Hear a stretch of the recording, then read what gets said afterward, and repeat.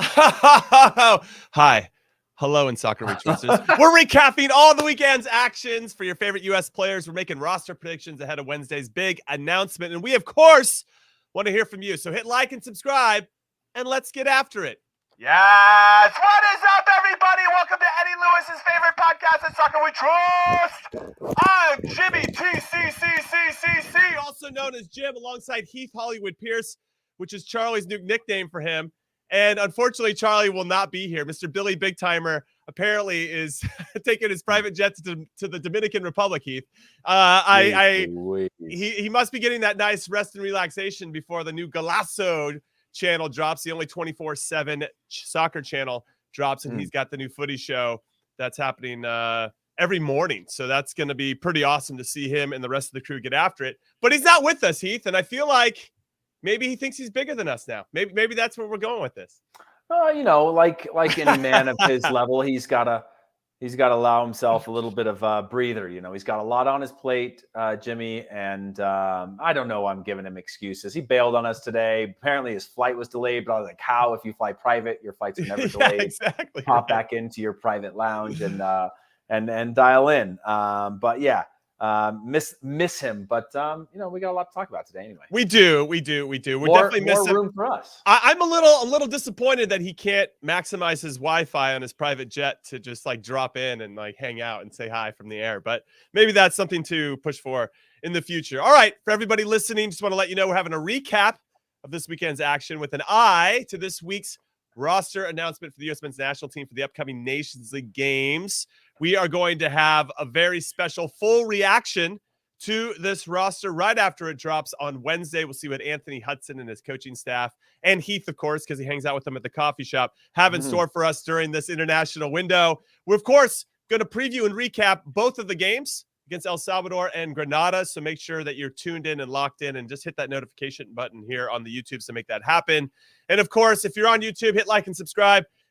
Leave comments. We love that. We love reading your comments. We love hearing your opinions on anything that we're discussing. And then, of course, if you're listening, make sure you download, follow, leave a 5-star review. We'd really appreciate that. And don't give us any 4 stars because Chuck doesn't show up. Okay, we just don't have time for that. Please show some respect to me and Heath for that.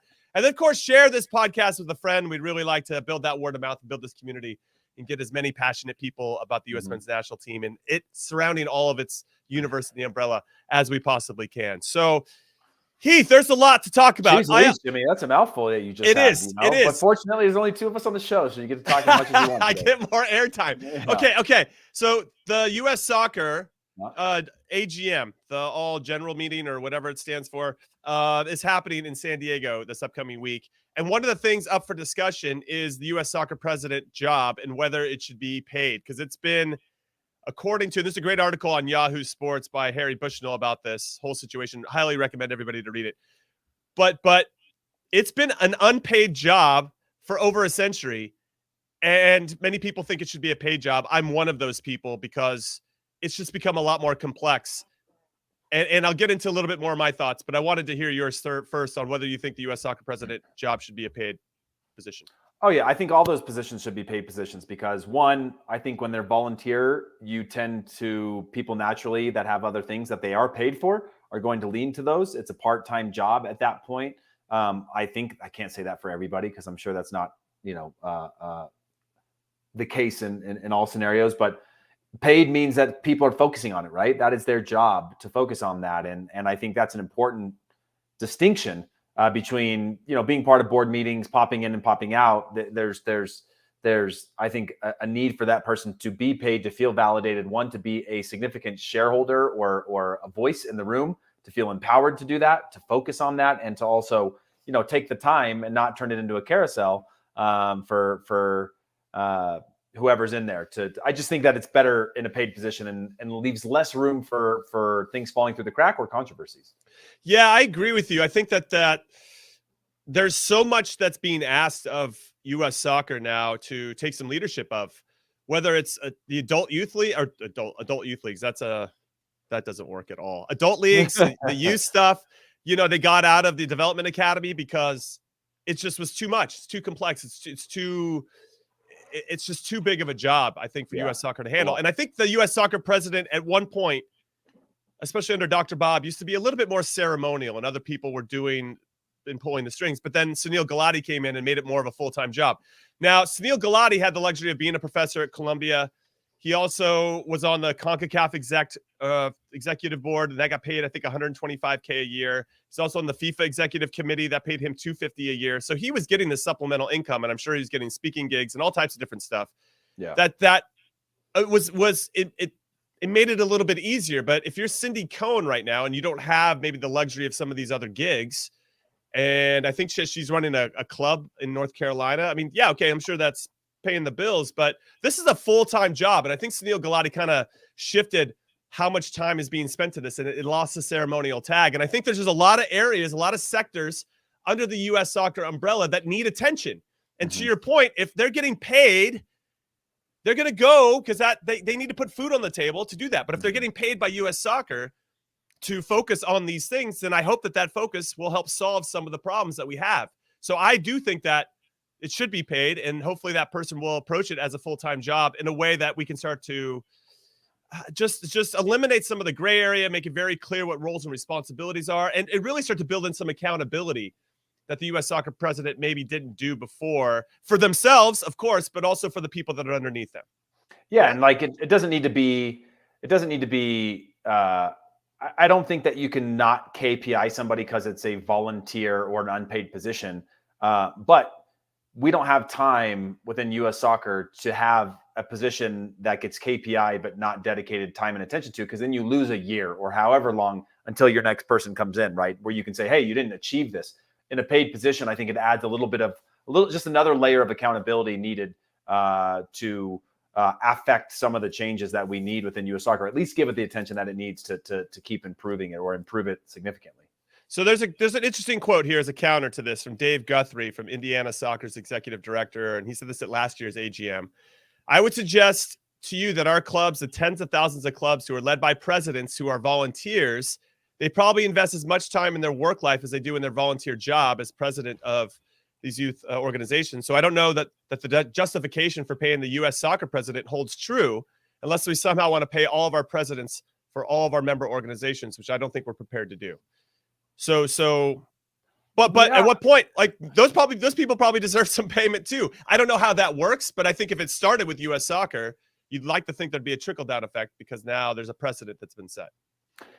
Yeah, I don't know. I mean, every organization is going to be a little bit different. This isn't just so black and white, I don't think. I feel that it is a paid. I mean, I feel like it is. It does need to be paid. I understand all the volunteers and the work that they do. That's what helps make youth soccer tick. However, youth soccer is also extremely profitable in a lot of cases, right? Some of them are private equity backed machines in the youth soccer space. That doesn't. I'm not saying that's okay whatsoever. But what I am saying is that there are some well-paid positions within clubs. You know, the director of coaching and other positions that some of them make a good living. So I think some of those volunteer positions should be looked at as a future of like, if we can get to this, it would allow us to have more paid positions, whatever those are. I think for U.S. soccer, on the other hand, though, at a certain point up the pyramid, you need to have somebody with the time, bandwidth, and energy to be able to oversee that. And I just think that, like you said, it eliminates some of that gray area. I don't disregard that comment about, you know, unless we're ready to pay everyone at all, because I totally get it. And it's a totally valid point. But I do think, you know, as you go up and have to have more of an impact or more of an overarching strategy, I think that's an important one that's paid. Okay, so one last thought on this, and it's a quote from Michael Caron, who's the current president of AYSO. I started an AYSO back in the day in Southern California, so it's got a special place in my heart. Shout out to Region 98 in Live Oak Park. Appreciate you guys. So Michael Caron, who we want to get on the show, we might get him on post this AGM stuff to get a little bit more of his thoughts and to hear what happened maybe behind the scenes. He said, if the grassroots as a group of folks believed that what the federation was doing was value added to the membership, I doubt paying the president would be much of an issue. But that's not a sentiment that's widely held. What do grassroots members care about? They care about, how do I get more referees on the field? How do I get them trained? How do we get coaches trained? How do I make sure the kids are safe? How do I create registration systems that gets kids organized and on the field with a minimal amount of work and effort? How can I leverage messaging that the federation might provide to me around parental education and player pathways and things of that nature? Those are the nuts and bolts issues that people really want to have help on. And candidly, at least in my experience, the Federation has been more focused on being a regulator instead of a trade association. The Federation's got to do more at the grassroots than just be a regulator. They've actually got to be aligned with the interests of their members, and that's been tough. And I that's incredible insight. And I wonder then if Cindy Parlow Cone gets paid. I don't know how quickly she can address these things, but at least you know that her focus is going to be completely dedicated to this, or at least that's what it should be in theory.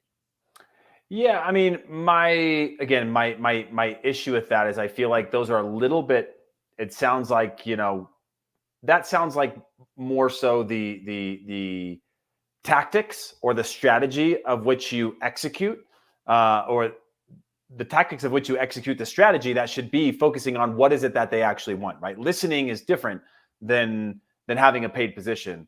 I think the argument of a paid position is a different one. If it's saying, where should we put our dollars? Should that be towards coaching education? Should that be towards referee education, getting more on the field, solving some of that problems, as opposed to paying? That's a little bit more connected to me. Whereas I think paid or not paid, they should definitely be listening to the major shareholders at the grassroots level. But, when you're talking about this large of an organization, this many teams, this many organizations, this many groups, this many people involved in the U.S. soccer landscape, it's a lot of things you have to be able to fix and prioritize, right? I guess what I'm saying is a lot of this feels very political, right? It is only so much you can do. That's why that's why people ran for roles, and they had to go out and lobby and promise, I'm going to change this or do this, and they're trying to win contingencies based on what their promises are. And unfortunately, you can't do it all. And U.S. Soccer, who had this massive coffers, have depleted their reserve and don't have very much money anymore, need to build that up. Do I think post 2026 they're going to have plenty again? Yeah, absolutely. But do you think U.S. Soccer is understaffed? Because I've always gotten that sense that the people that we ran into at times wore a lot of hats, and you'd like to think at some point that it would be a little bit more robust, and maybe not to say it was shoestring, but I wonder if Cindy, like, to your point, this country's massive, and we need people feeling like they're being heard and listened to, and that there's some action behind what these people are hearing. Like, oh, okay, the adult leagues need a little bit of this. Cool. How do we make that work? How do we have a conversation? Like, we need almost regional presidents because our country's so goddamn big. So, but that just means hiring more people. And if we're paying more people to try to solve these problems aren't going to get solved. Then everybody's pissed again. And it's just like, we're in this hamster wheel of death. But I don't know. What do you say? Do you think, do you feel like you get that vibe sometimes? I mean, it certainly feels like it because you and I have had like intimate connection too. And it always feels like we're talking to the same people about multiple things, but I don't know if that's necessarily the case. I think it's more about understanding what is the role and responsibility of U.S. Soccer, right? What's the role and responsibility of a regional setup? What's the role and responsibility of the grassroots governing bodies? What are these roles and responsibilities? And then you have to align on certain things because we're all going to have different objectives, things that we are representing our, AYSO is representing their grassroots contingents, and other groups are representing those as well, right? And you got to find that overlap, some of that connective tissue that brings all that together.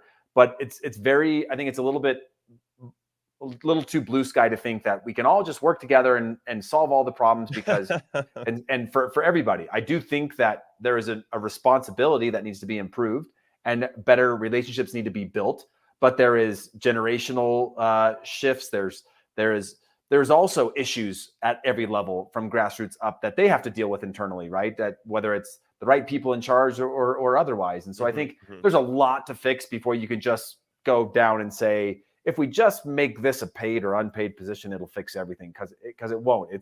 It is a multi-step process that I don't think has been handled very well and definitely needs to happen. If we want to grow the sport, if we want to improve the overall youth playing experience, if we want to build a larger consumer base heading towards 2026, you need to have a player transition in and out of the sport, whether they make it to high school or college or professional, in a way where they still love the sport, right? Have a positive experience, build good people for the future that want to be part of the sport. I think all of that has to take place over the next years. And that requires a ton of work that may not be solvable in the short term. Okay, we're going to have most likely Michael Karen from AYSO come and join us at some point so we can dive into this a little bit more with him, who's definitely living it in a very different way than we are, of course, and has been in the front lines and been in the volunteer sector for a long time with AYSO for close to 40 years. So I'm excited to get his perspective moving forward. Now, I do want to talk about Jim Curtin. He made some comments about who should take over the U.S. soccer job. Did you see this, Heath? Anybody listening? Actually, no. Okay, cool. So I'm going to catch you up. We'll get into this, and then, of course, we're going to recap all the good action for our U.S. men's national team player pool around the world. But Jim got asked, who does he think should take over the U.S. soccer job? There was a lot of guys that got asked. Josh Wolf got asked. Dom Kinnear, Pat Noonan. And then Jim Curtin got asked. This was on The Athletic. And Jim said, whoever gets in there now has to preach simplicity. Don't overcomplicate it. We have really talented players. They don't need a ton of information right now in a super detailed style of play, which sounds counter to Gregg. Okay. He continues, for lack of a better way to put this, I'd sort of revert to the Bruce Arena approach. Put the best 11 guys out there and get the F out of the way. They'll figure it out.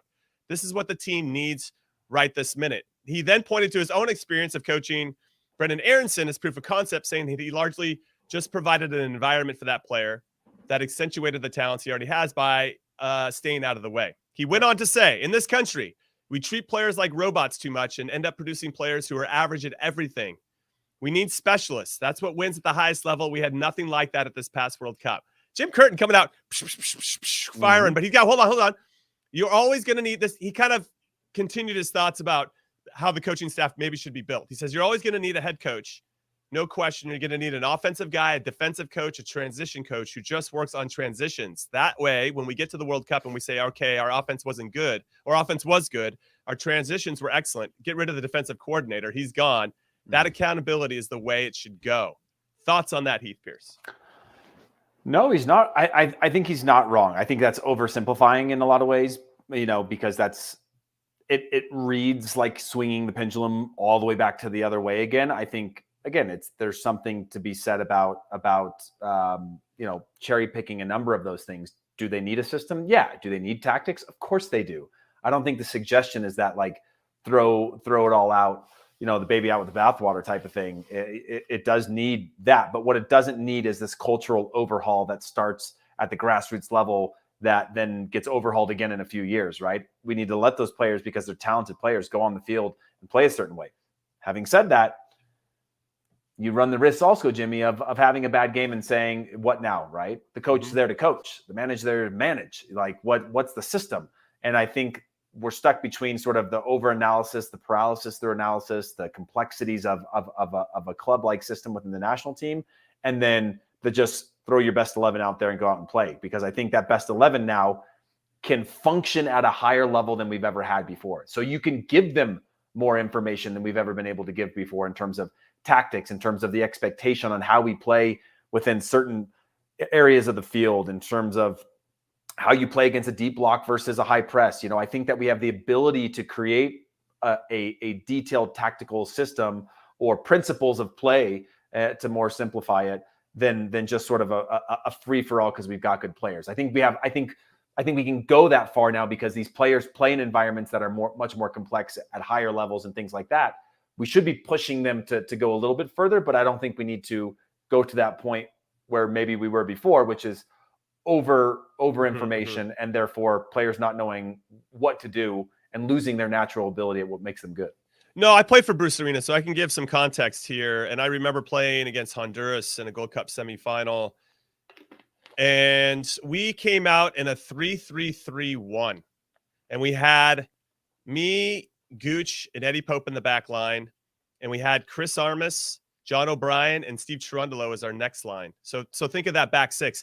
Now Bruce put us in that position, but gave us an opportunity to be flexible and fluid within it, right? So if the ball shifted out wide, I could be so much the de facto left back, and then Cherundolo would basically hook in and be more of the right back. So we still maintained our back three and vice versa, right? Johnny O'Brien could slide into the left back, and if Eddie Pope or Gooch stepped into the space. So there was a way. I mean, we talked about it. It wasn't like he just threw us out there, to your point. So I get where Jim is going with the Bruce Arena thing, but you still there's a focus on getting your best 11 players out there. And I know Charlie's talked about it before with regard to Bruce.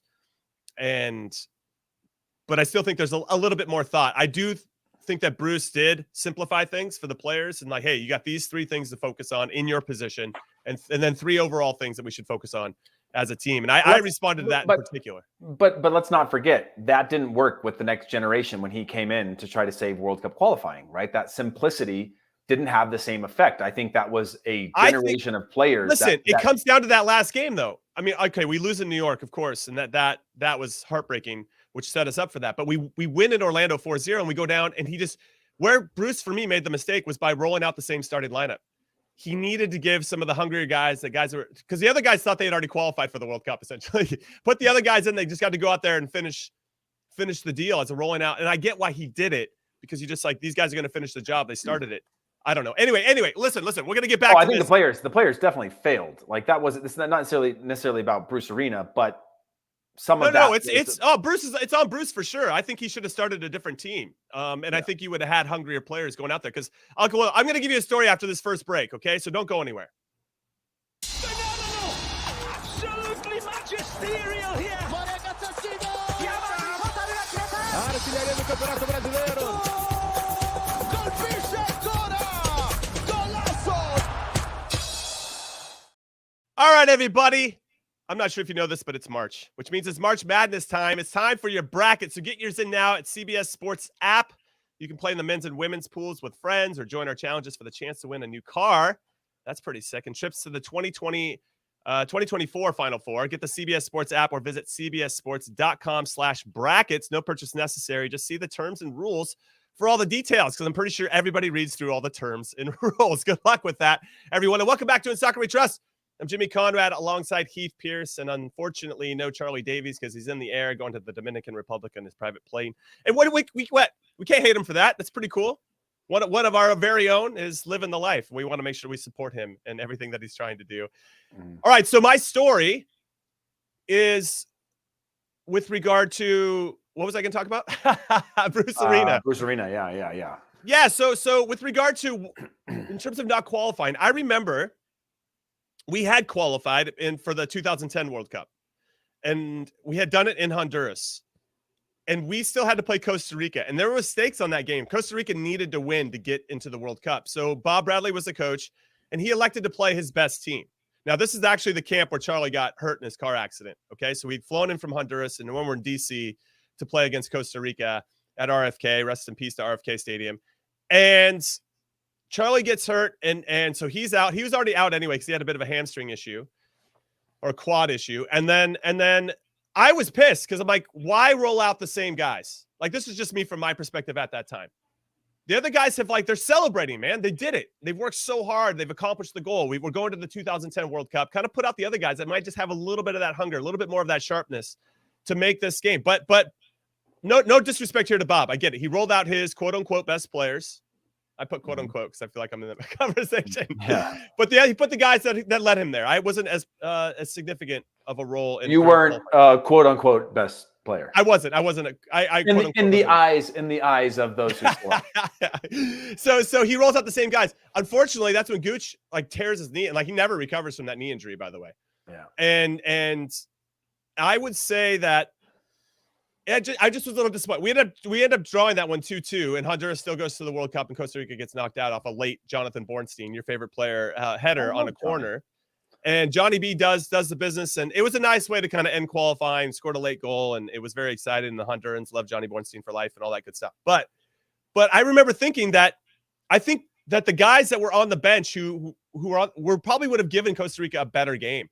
I just because the sharpness would have been different. I think it might have been the same. You have to change everybody, but just 3 or 4 or 5 players. It didn't even have to be me. I just feel like refreshing the team a little bit. And I think Bruce made the same mistake heading into that game. Obviously, we got they scored some pretty freaky goals and all that type of stuff. But it just felt like we had something to lose in that one instead of everything to gain. And I think if you had players that had that mentality, that probably would have been a pretty easy game to manage, and we didn't do a good job. And I obviously don't want to relive it.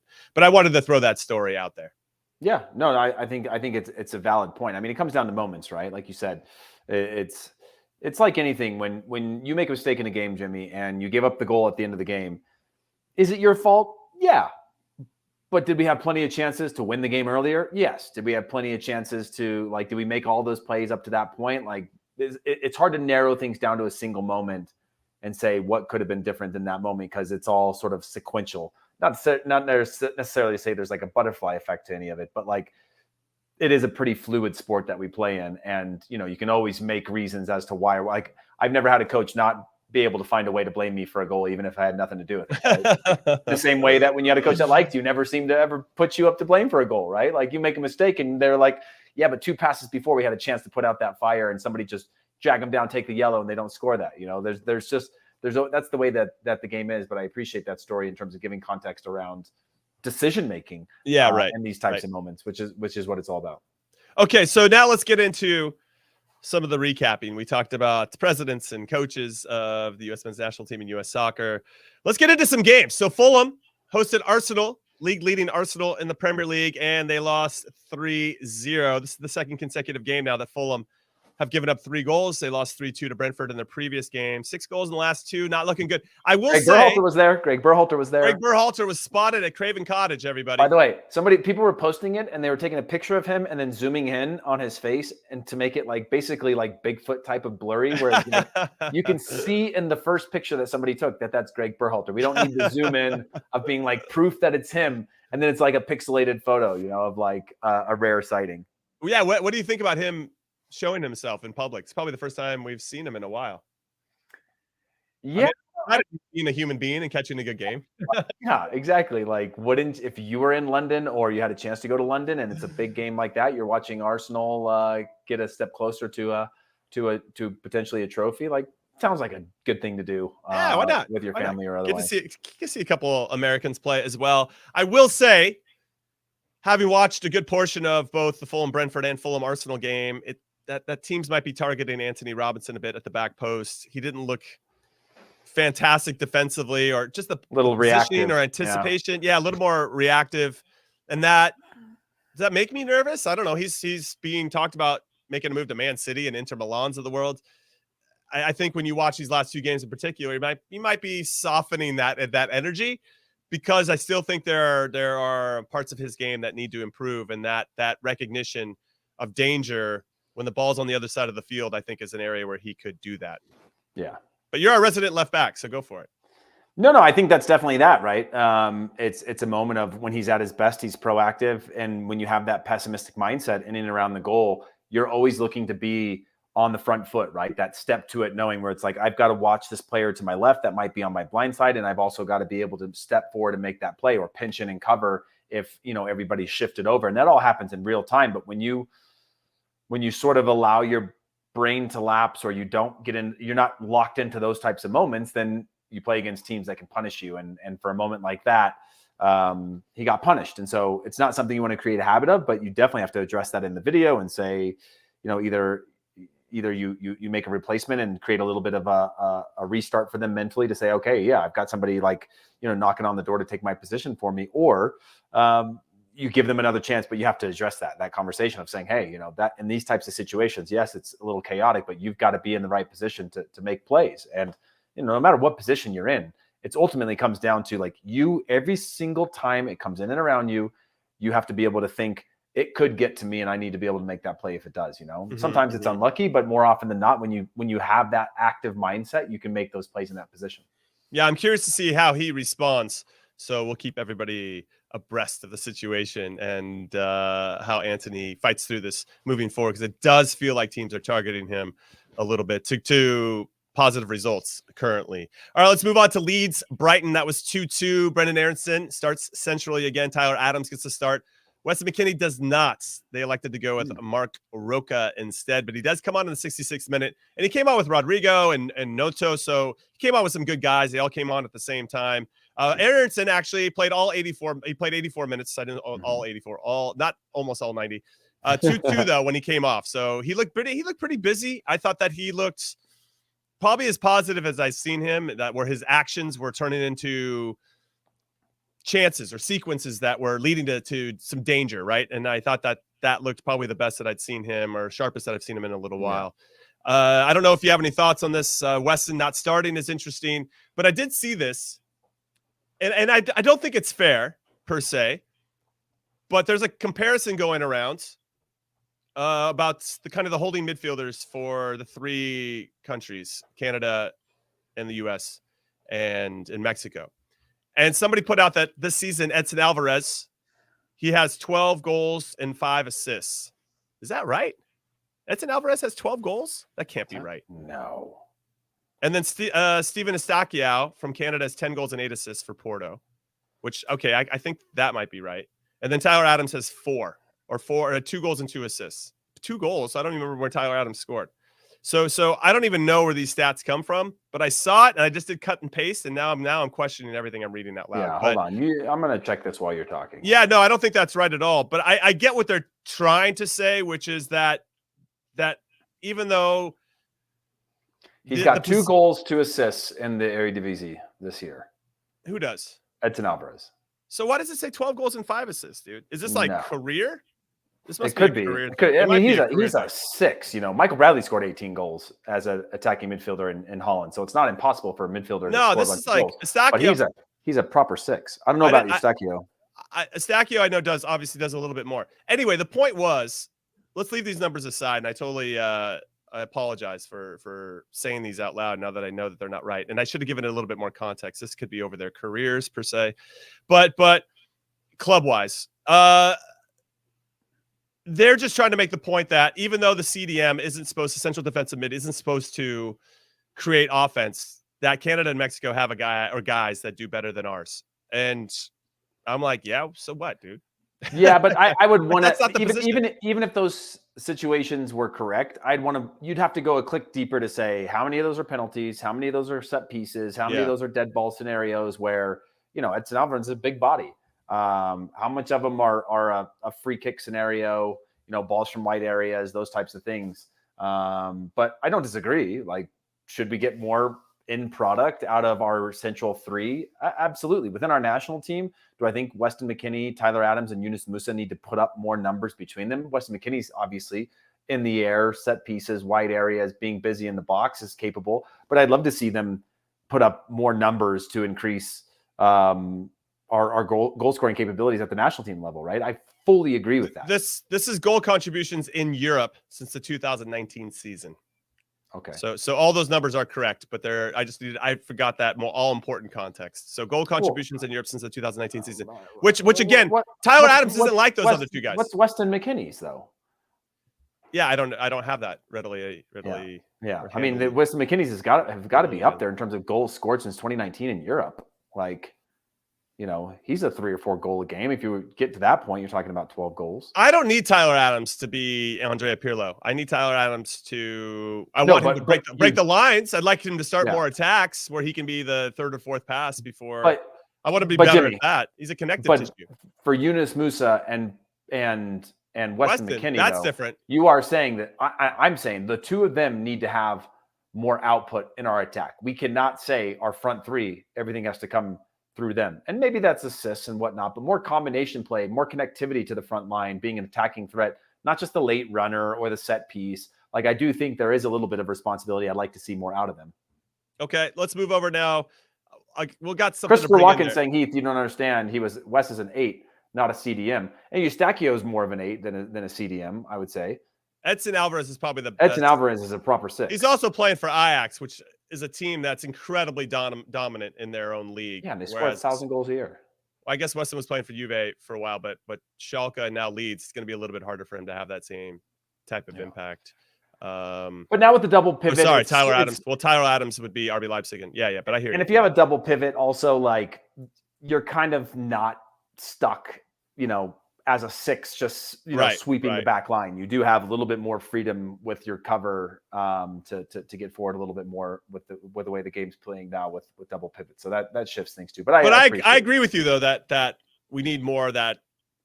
Yeah, and Wes has already shown he did it in qualifying. We obviously saw some glimpses of it. He should have had that goal against England, that one that came across the box. You know, but put himself in a good position to be dangerous. I think he's always looking for that. Eunice, I think, might be the one where we're like, we need more because we know you have it in you. Right. All right, let's talk about Christian Pulisic. Came off the bench in Chelsea's 3-1 win over Leicester, which is the 3rd consecutive win for the Blues. I do want to say it's not a coincidence that Christian Pulisic comes back into the team and they start winning. I'm just throwing it out there. The 24-year-old superstar for us. The U.S. men's national team suffered a knee injury against Man City in January, and he's just returning. I'm hopeful that he can put kind of this tough injury post World Cup stuff behind him, and he can get after it and keep enjoying this newfound positivity for the Blues. But just excited to see him get back out there. I'm sure they're going to ease him back into the team. What I find interesting in direct contrast is that Gio Reyna has been healthy. He played 85 minutes this midweek against Chelsea in the Champions League, but then he was on the bench yet again against Schalke, even though Adeyemi was out, Marco Reus was out. And he played, 10 minutes or something like that? He barely played anything in the 2-2 game between Schalke and Dortmund in the Riviera derby, which is really disappointing. Only one start in 2023 in all competitions for Gio Reyna as well, Heath. Yeah, it's not ideal for his development, but, fortunately, he's got plenty of time. Time goes away quick, as we know. Your careers fly by, but I think he'll find some clarity after the season in terms of where Dortmund see him, if they see him as that role player, and for a young player like that's on the bubble of being one of the best young players in Europe, is that the right situation for him or not? But again, they've got plenty of options at Dortmund, but you go back 6 months ago and he was at the top of that list, in terms of options you use. So I'm just curious what's going on there. Yeah, I'm curious as well. Though Dortmund manager Edin Terzic came out and said Gio has always suffered setbacks. He was injured once with the national team. He's made a few short appearances, played from the start against Bremen, and had no playing time in the last 3 games. This is before the Champions League. He knows what we expect from him, but we also know what he can give us. He has to be diligent, and he has to be patient, is Edin Terzic, the manager of Dortmund. Now, again, it's really disappointing that Julian Brandt was also another player that was hurt, Marco Reus, other players he's been competing with. Maybe it's because he played 85 minutes midweek that Terzic didn't want to go back to him because he has this concern about his injuries. But the fact that he turned to Jamie Bino-Gittens, who's an excellent young player, by the way, Sebastian Aller and Daniel Malen in the attack, I just wonder. But you're right. He did get the last 10 minutes, and I guess we're going to have to wait and see how that's going to go. All right, let's talk about Chris Richards really quick. Let's stay. I know I just pivoted to the Bundesliga, but let's go back to. It's all right. Pivot all you want, Jimmy. Crystal Palace. Chris Richards here. You can pivot whenever you want. Yeah. Actually, do you have any Gio Reyna news before we move on to Chris Richards? No. I do think that U.S. Soccer report will come out soon, though. So everybody keep your binoculars on. Wait. What's this? Like U.S. Soccer has a report that's dropping? The investigation. Got it. Yeah. The investigation that they've openly said they are doing and would put out they would share. I don't know if they shared the investigation, but I'm thinking news will come out of that at some point. You're tap dancing right now. He's tap dancing right now, trying to find the right words. He's tap dancing. All right, so Man City off a Erling Haaland penalty beat Crystal Palace 1-0. Chris Richards did not get off the bench, so he had a run of 3 straight 90-minute games, and now he's only had 8 minutes in his last 5 games, which is against Brentford. I'm not happy about it, obviously, but do you think he should get called into these camps? I think 100%, but I just want to have that. As long as he's knocking on the door, like it's one thing if you're, and I think Sergino Dest also gets called in, but it's one thing if you've been buried, you're on a loan deal, you've been buried in the lineup, you're not going to get minutes, like you've been pushed out, like that's a little bit of like hey, you're just in a tough spot. You got to get through that, and then we'll figure that out in the future. But like he's in the mix of like first guy off the bench right now, not getting a ton of minutes, got a string of minutes when there were some injuries. And I think he's still one that you've got to bring in, because I think there's a more so, not so much deserving, but there'll be a level of sharpness to his game because he's knocking on the door still versus like buried in a lineup somewhere, not going to have the fitness or sharpness to reliably bring him in and give him significant minutes. Okay. You talked about Sergino Dest. Can we talk about him a little bit? He hasn't played since January 24th. That was 90-minute game that he got. And they lost 4-0 to Lazio. And that was right around the time, by the way, that they decided they weren't going to put him in the Champions League roster. Roster. They weren't going to extend anything. It was sort of just like, that was a sort of that moment of just sort of like, we're done. Are you worried about this? Because this seems to be how he was treated by Barcelona there at the end. And now all of a sudden he seems to be getting the same type of treatment from me. Like, what's going on with Sergino Dest? Is there anything to read into there? Because one time you're like, oh, all right, the manager, whatever, doesn't fit. Now you're running into 2 times. And you wonder, can't it just be about him as a player? Like he just doesn't fit, or he's not good enough, or whatever. I don't know. It's really fascinating. And actually, I don't want you to answer that. until after our last break of In Soccer We Trust. Don't go anywhere, everybody. Those players bracing for Amen Corner at the Masters have nerves of steel. Yeah, well, that's what it takes to cut through the fire, buddy. It's a tradition unlike any other. The Masters on CBS. All right, that was a nice quick break. I threw that one on producer Alex. He was not ready, and that was pretty awesome. Yeah, he's got to be. You got to keep him ready with those fingers. I got to keep him. I got to keep him on his toes. You know? I got to keep him on his toes. Before you answer that, though, I want to make sure everybody knows to not miss a second of action from the greatest club competitions on earth, the Champions League and the Europa League. You can follow the biggest stars from the world of the beautiful game, like Karim Benzema, Victor Osimhen, Erling Haaland, Bukayo Saka, Casemiro, if he's not getting red cards, as they try to clinch continental glory. So make sure you head over to Paramount Plus and get 1 month free with the promo code ADVANCE. You heard it here. All right, welcome back to In Soccer We Trust. Jimmy Conrad alongside Heath Pearce and not Charlie Davies. If you want to give him a hard time, go find him on the Twitters or Instagram and go bust his proverbial balls. Heath, talk to me, though, about Sergino Dest, because I'm a little bit nervous about this next step for him, because if it doesn't work out at Milan, Barcelona doesn't want him either. Where do you go?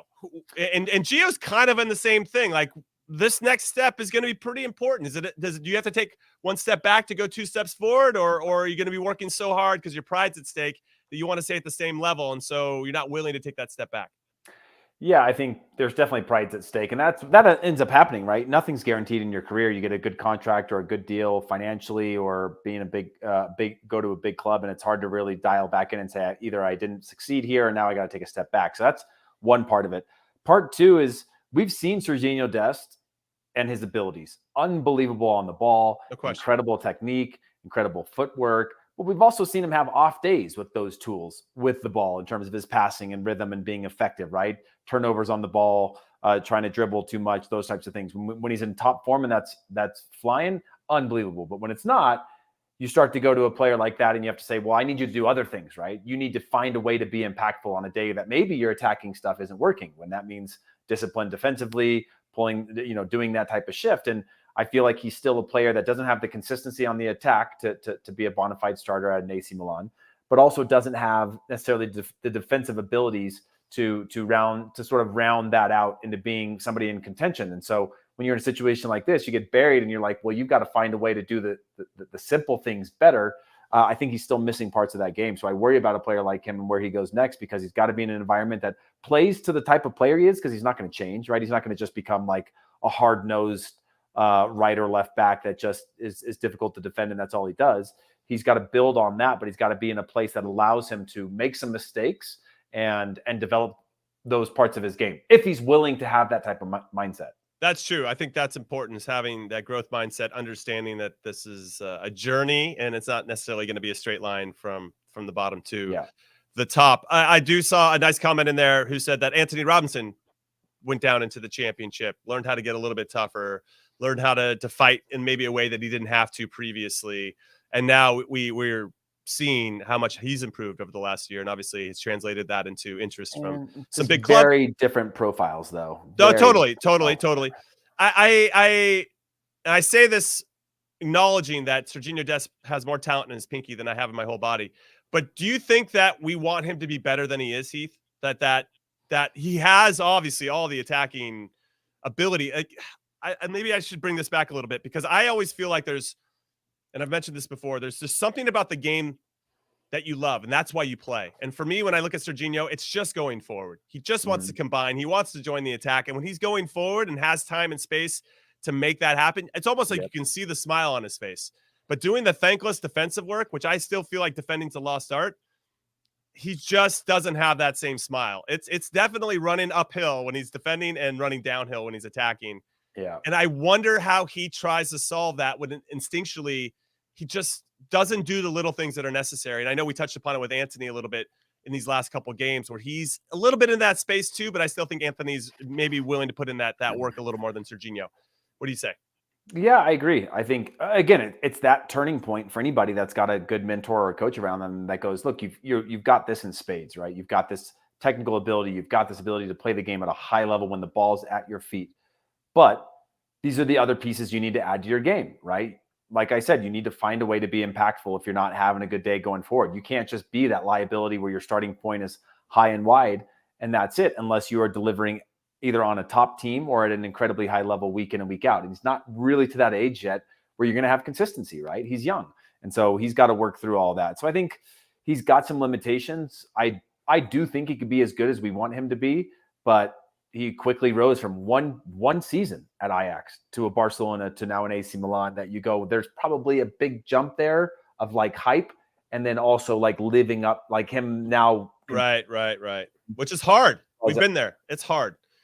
Yeah. And I would jump in and say that Ronald Koeman, who brought him to Barcelona from Ajax, came out recently within the last month or two to say that he still can't believe that Barcelona is electing to essentially start Sergi Roberto and like let Sergino Dest just go when he thought that he had more potential in future than Sergio Roberto.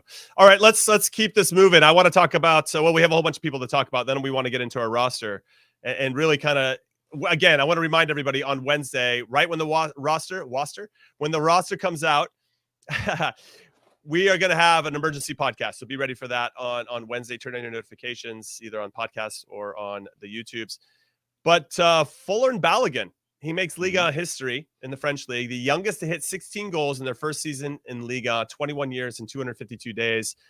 Reims, his club, that's being managed by a 30-year-old named Will Still, a Belgian who has English parents but grew up in Belgium, who kind of turned his football manager career and going to school to learn about how to be better at football and understanding all the intricacies and subtleties. Gets the job. It's an unbelievable story. And they're 16 games unbeaten since he took over, which is insane, including beating Monaco 1-0 this past weekend. And Balogun scored his 16th goal. And it was a very good goal. He actually had a couple other chances, too, that maybe on another day he buries to get a hat trick. Jonathan David, actually, Canadian international, got a hat trick for Lille in their crazy 3-3 draw against Lyon. That was 0-0 at half and ended up 3-3. Timo Weah played right back this time instead of left back. Yay. So I wondered, Timo Weah getting a ton of experience. He could have maybe done a little bit better on the second goal with Alexander Lacazette, but ultimately he seems okay. I don't know how comfortable he looks, but he's getting some valuable minutes, and that's something to be proud of. But that was a hell of a game and one worth watching for sure. I don't know if you want to talk about Ricardo Pepi. His team lost 1-0 to Georgi Mihalovic's AZ Alkmaar 1-0. Pepi, for me, I watched a good portion of this game, Heath, and I really like a lot of it, right? He was, but there were moments where he's very good at picking the pocket of the opposing six, where it looks like he's up high, and then all of a sudden he sneaks in and pokes it, and it creates attacks. And I like that he's consistently doing that. And I've seen him do that a few times this season, especially for Groningen. And I like that. He's in his movement in the box has been excellent. And another thing, too, is he's demanding the ball a lot, and he wants the ball. He's getting into that point where he's starting to kind of yell at his teammates and throwing up his arms. I think he's got to be careful of that. That's never a good look. So Mihalovic came on as a super sub in this game and had a great pass that should have led to a goal. Didn't end up a good save by the Groningen goalkeeper. I think we got Joe Scally ended up playing 90, I believe. And I think Mönchengladbach lost. I meant to have that one ready to go. No, I think, again, it's a good update on to where we're going for the national team. Obviously, still a number of pieces. I've talked to a couple of players that are on initial rosters, but even they haven't been notified into the final roster for this camp. Haven't gotten any insight into how many players, the overall objectives of the camp or any of those types of things. Obviously, the overall objective is to win games. But, I'm interested to see who that comes out. I don't expect just to jump into that. Yeah, do you think there are going to be any surprises? Or Josh Sargent got to play 45. I thought he looked pretty sharp for Norwich in their 1-0 loss against Sunderland. I bring him in. Yeah, he's one you want to keep close. Tyler Casing, Haji with 2 goals and an assist. There's CCV scored. There's just a lot of players that if you look at like 26, 27 player roster, though, I'm wondering if there's anybody that's really going to be a huge surprise in terms of a young player. Taylor Booth, I think, would be the big surprise. He didn't play for Utrecht this week, but he was on the bench. Okay. So I wonder, I think they're probably getting him back to full health. Yeah, I wouldn't rush him back in either, but I wonder if that's enough. If Anthony Hudson and the staff's like, hey, if you can make the bench or whatever, we're going to call you in and see how it goes. And if we know that you're going to be in line for playing before this thing starts, then they'll bring you in. Taylor Booth would be the one. I do want to talk about CCV, Cameron Carter-Vickers, mainly because his coach at Celtic, Ange Postecoglou, he said that Cameron Carter-Vickers is the best defender in the Scottish Premiership. And I know that the 25-year-old center back just scored this weekend over Hearts, but this is the quote from his manager. He's been outstanding from the moment we signed him. He's a really great defender in our back four. You need to do a lot of one-on-one defending. Physically, he's as strong as anyone. He's got great awareness, and he's a really intelligent footballer in terms of understanding the game and the areas he needs to protect. He's got a bit of everything. Great. Okay, I take that. And obviously, this is a coach is always going to hype up his own players. Even taking that into consideration, then let's bring him in and let's start him. Let's start him. Let's start Chris Richards. Maybe bring in a Mark McKenzie, Eric Palmer. Let's just see what these guys are. Austin Trusty could be a surprise for some. And Birmingham has been not as hot as of lately for Austin Trusty, but we're looking at center backs. Let's look at them then. Yeah, I fully agree. And those are players like him, Mark McKenzie, that they tend to blend into games. And so maybe we underrate them in terms of their value, right? They're not big, towering center backs that win every single ball in the air and have this physical presence that's different. They read the game really well. They tackle well. They're good on their feet. They can cover ground. So I agree with you. Bring him in and sort of see what that's like. You know, he's obviously playing at an extremely high level right now. Let's give him a couple games and see how he fits in. And can he be more than just the partner to the left center back and be that leader, you know? Yeah, it's going to be interesting to see who steps up and gets called in first, and then who starts, right? And obviously, we'll have special podcasts with our thoughts about that moving forward. All right, let's focus. Before we go to MLS, though, Joe Scally started and played 90 minutes for Mönchengladbach in their 3-0 loss to Leipzig.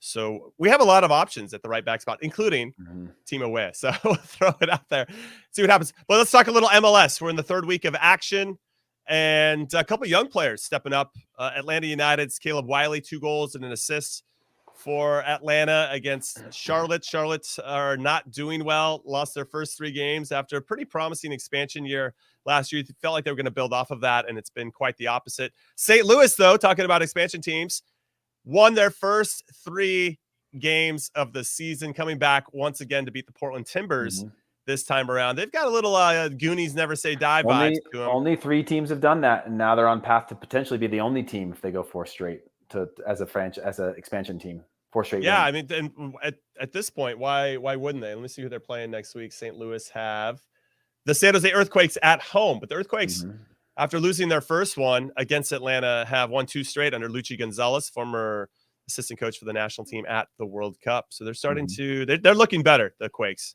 and definitely look a little bit more organized. And so I talked to Luchi the other day. Pretty proud of him for getting this opportunity, and he said to come down to training anytime. So that'll be my coffee shop with the national team coaches example for you, Heath Pearce.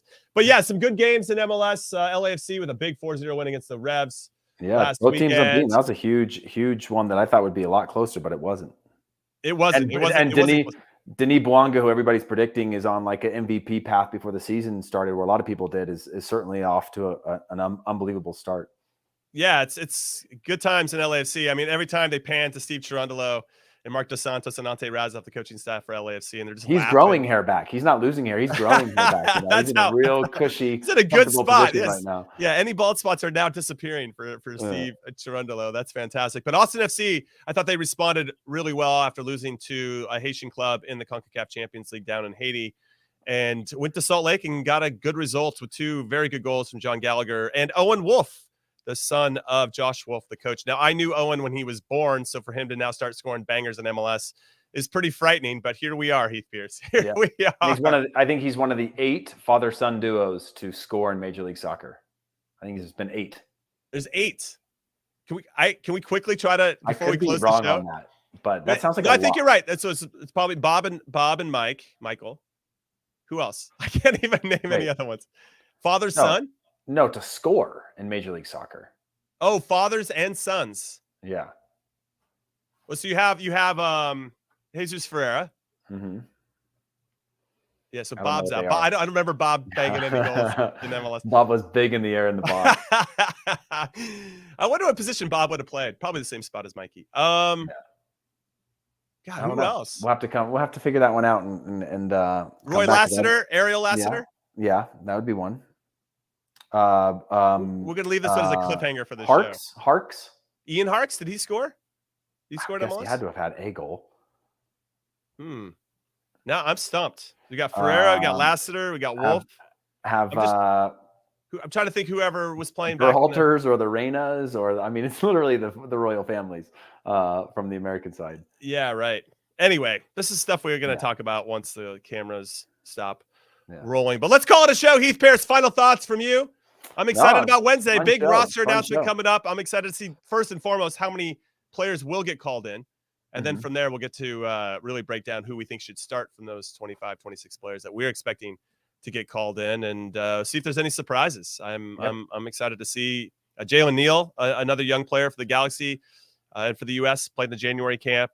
I'm curious to see. He just got his first start for the Galaxy against Kansas City, 0-0 draw. So I'm excited to see if we see any names like that are trying to parlay that into the January camp, into this particular camp. Yeah. Lots of exciting times, Heath. And I just took your final thought, but now it's your turn. No, I got none. I think you're spot on. I'm excited to see this roster kind of tells what kind of story it tells us in terms of new generation, same generation, new players. Like, what are we thinking? Is there anything closer to answers that we to our difficult questions? So that's it from me. All right. So on behalf of producer Des, producer Alex, and I guess Charlie Davies, and definitely Heath Pearce, I'm Jimmy Trashcan Cream Cheese Conrad, also known as Jim, saying thank you for listening and watching In Soccer We Trust. And we will see you on Wednesday for a full reaction to our thoughts about the roster for this upcoming Nations League games. We'll see you soon. Later.